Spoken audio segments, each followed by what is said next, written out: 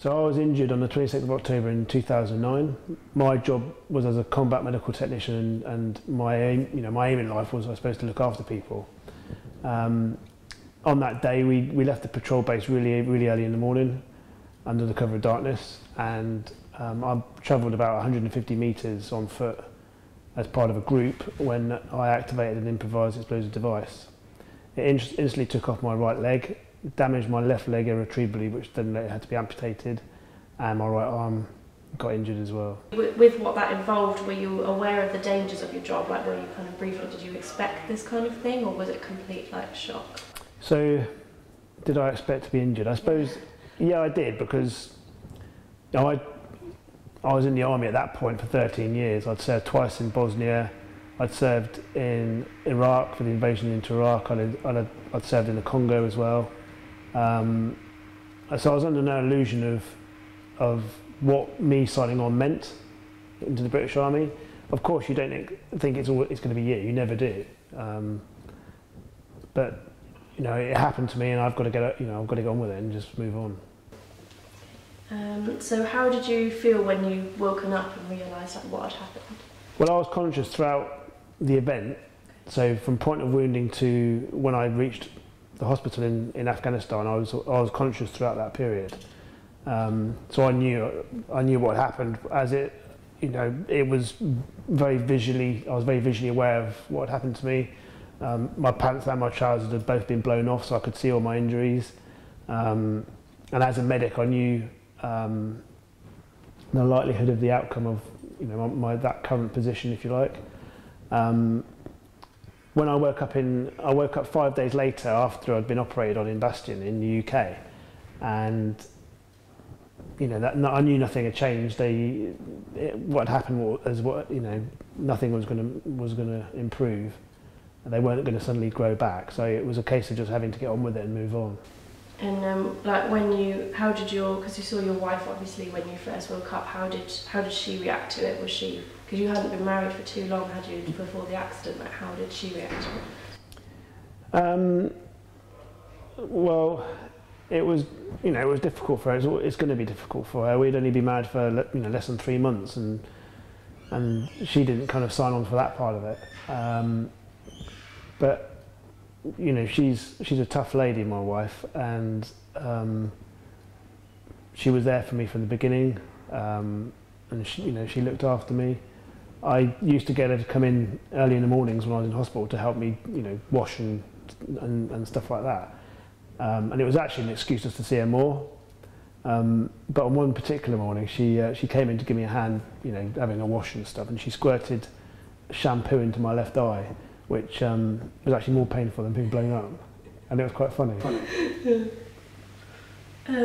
So how did you adjust to life, and obviously a career change as well after the accident? Obviously it would have taken a bit of time, but how was it having to kind of cope with that change?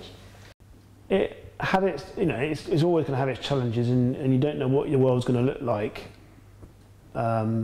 in 2 days, let alone 2 years. But because I had specific aims, very immediate aims that I needed to attain to move on, really. And one was obviously leaving hospital and settling into my new environment, which was rehabilitating at Headley Court.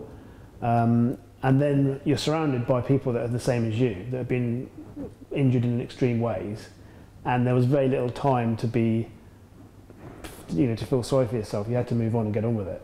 And actually we're quite competitive in that nature, and we wanted to be up on our prosthetic limbs, we wanted to be moving on, we wanted to be adapting to the environment that we were now presented with. So do you think your job as a medic or being in the army kind of helped with your attitude of dealing with it afterwards? Or? Yeah, I think so. I mean, there was loads of things that helped with, to sort of come to terms with it, I suppose, and one of them was being a medic. Also, I think my age, when I was hit, I was 33 years old. A lot of the guys that have been hurt, are 20, 21 years old, and it's, they didn't expect that from such a young age. But I was fortunate. I'd seen a lot of the world, before then, and I've seen even more of the world since I've been hurt. One of the things I've read about anyway was that you thought you might not be able to have children immediately after the accident, but now obviously you've had a child now, you've got children now. How did you kind of deal with that when you thought maybe it wasn't? Was it like a goal for you beforehand? Or? Yeah, I mean, you know, you kind of get married and that's one of your aims, is to have a family and to bring up, you know, your own children. So when I was injured, I lost my right testicle. That was blown off as well. And again, I could see the injuries that I sustained. So to be fair, I completely ignored all my other injuries and I was just really concerned with whether I could have children or not. And you know, subsequently we've had Sophia and my little boy Leo. So there was no need to worry, I suppose. Okay. So when you did find out that you were able to have children, how did you feel then? I was ecstatic, absolutely ecstatic. My kids are the apple of my eye, both of them. They're both brilliant. They're awesome kids. Brilliant.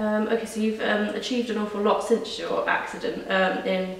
You've represented the Armed Forces' swimming team, was it?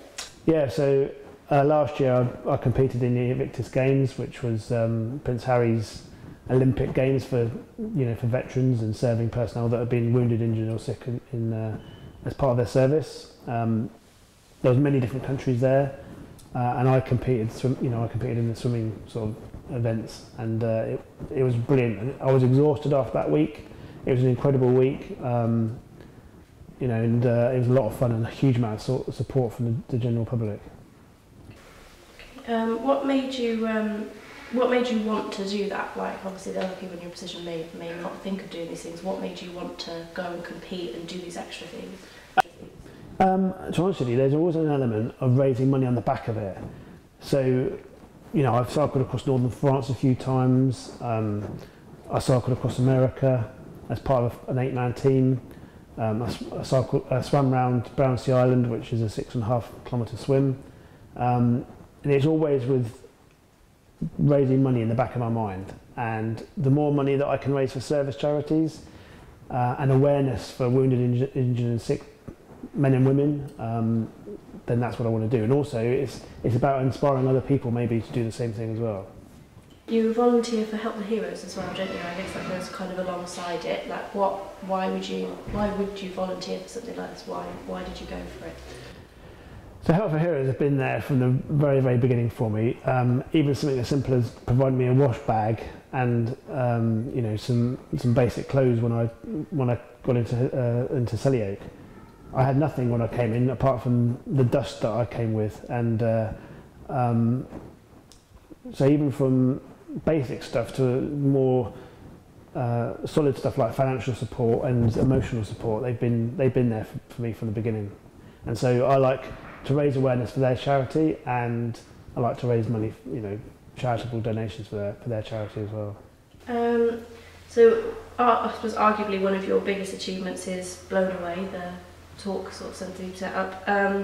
If you can kind of explain what it is and why you started it. So Blown Away for me is it's my website, and it's a motivational talking business. And I love going into schools, businesses, or after dinner functions, and just talking about my experiences over the last 5 years, and maybe helping people see that something negative isn't always a bad thing, and if there is a negative, to try and find positives from that negative. Always try to look for that silver lining. And what are you looking forward to in the future, like especially with Blown Away as well? Have you got any other kind of special projects in mind? Or? My shop's just opened. I've got an online shop which it kind of sells images on products, all sorts of different products, and if I can sort of promote those, then that's what I want to do. I don't want to set the world on fire, but just to see it smolder would be brilliant.